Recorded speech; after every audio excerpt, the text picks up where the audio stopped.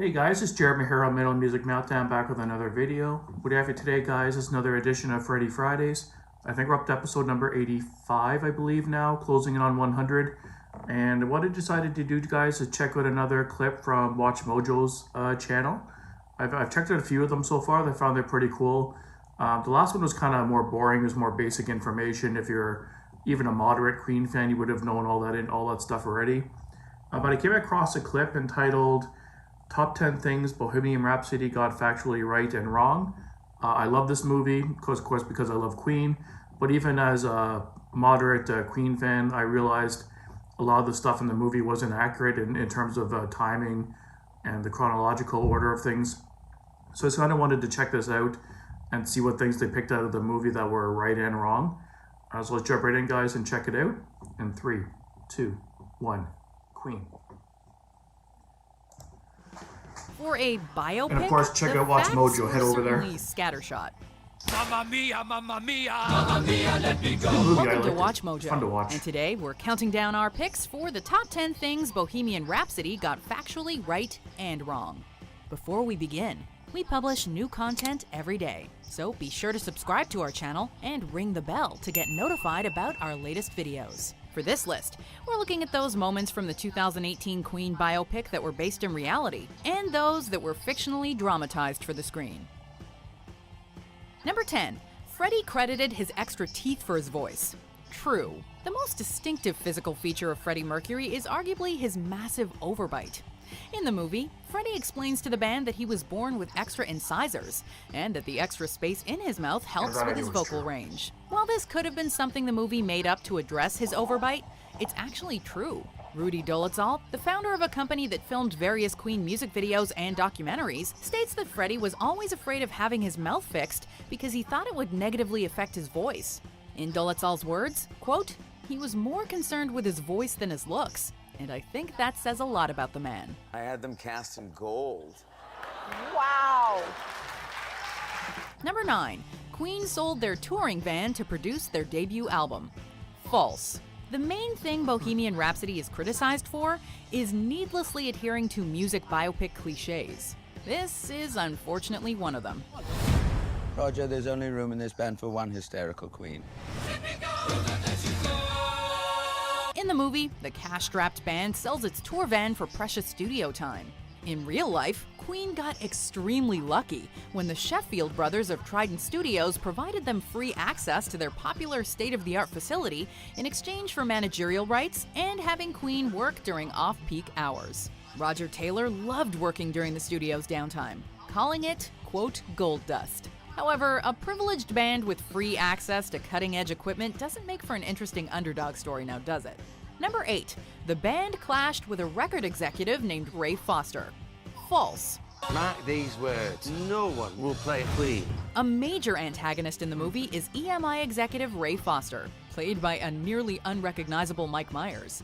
It's my money. I say, what go? He's a grumpy, greedy man who hates Queen's eclectic music and tells them to make more commercial songs so he can make more money. However, this is yet another fabrication in biopic cliché. In fact, Ray Foster isn't even a real person, but a character very loosely based on EMI's Roy Featherstone. We say loosely based because Roy actually loved Queen's music and was almost nothing like Ray. Foster is a one-dimensional placeholder meant to personify the band's obstacles and nothing more. Galileo, Galileo, Galileo, Figaro. Number 7. Freddie and Mary's relationship lasted throughout Freddie's life. True. As nonsensical as the business side of the movie is, it stayed relatively true to Freddie's lifelong friendship with Mary Austin. In the movie, Mary leaves Freddie after he comes out as bisexual, but remains by his side until his death in 1991. Freddie and Mary were incredibly close in real life, and Freddie even bought Mary her own place near 12 Stafford Terrace after she called off their relationship. My name is Mary Austin. I'm a long-term friend of Freddie's. Freddie later served as the godfather to Mary's son Richard, and Mary cared for Freddie in his final days. Mercury has even been quoted as saying that Mary was his only true friend, and that no sexual partner could ever replace his love for her. To me, it was a marriage. She's my common law wife. We carry on now as like we were married. So it's marriage is a term for other people. We believed in each other. Number 6. We Will Rock You was written in the 80s. False. Stamp to this beat. Come on. Bohemian Rhapsody plays really fast and loose with the band's chronology, and for seemingly no reason. The movie weirdly has us believe that Brian May wrote We Will Rock You in the 1980s, which was well into Queen's worldwide dominance. In reality, We Will Rock You was the opening track on News of the World, which was released in October 1977 and recorded the previous summer. It was a worldwide hit and was consistently played on the radio alongside We Are the Champions. By 1980, We Will Rock You was one of Queen's biggest songs and a concert staple due to the audience interaction. What's going on? You know if you're on time? I want to give the audience a song that they can perform. So what can they do? Number 5. John Deacon was the band's original bassist. False. That I know. Okay, we understand wanting to cut this down for time, but despite what the movie may tell you, John Deacon was not the band's original bassist. In Bohemian Rhapsody, Deacon plays with Queen during their first concert in 1970. However, 1970 was a turbulent time for Queen, as they were going through 3 different bassists: Mike Gross, Barry Mitchell, and Doug Ewood Bogie, all of whom left due to a lack of chemistry with the band. Deacon then met Taylor and May through a mutual friend, and became Queen's 4th bassist in February of 1971. He made his first live appearance with the band a few months later. Number 4. Freddie knew he was HIV positive before Live Aid. False. This next song is only dedicated to beautiful people here tonight.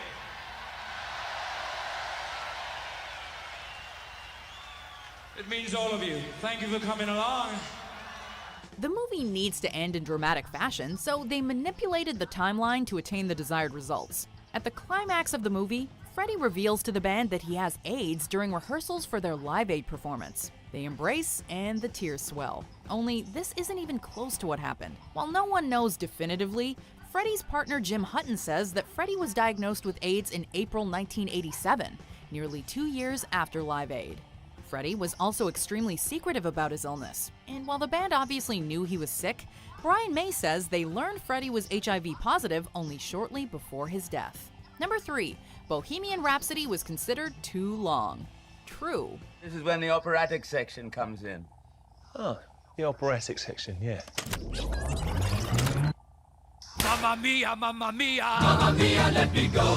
Even though Ray Foster was not a real person, his main argument, that Bohemian Rhapsody was way too long to be successful, was a real threat the band faced. Queen was told by numerous record executives and fellow musicians that an unorthodox, nearly 6-minute-long song would never be played on the radio. To get around this, they personally went to Capitol Radio's Kenny Everett, who helped generate interest by playing the song 14 times in 2 days. The song then spent 9 weeks atop the UK singles chart, but it received mixed reviews from critics, many of whom praised the song's production, but called it pretentious and disjointed. Number 2. Freddie was conveniently at a Smile concert as their lead singer quit.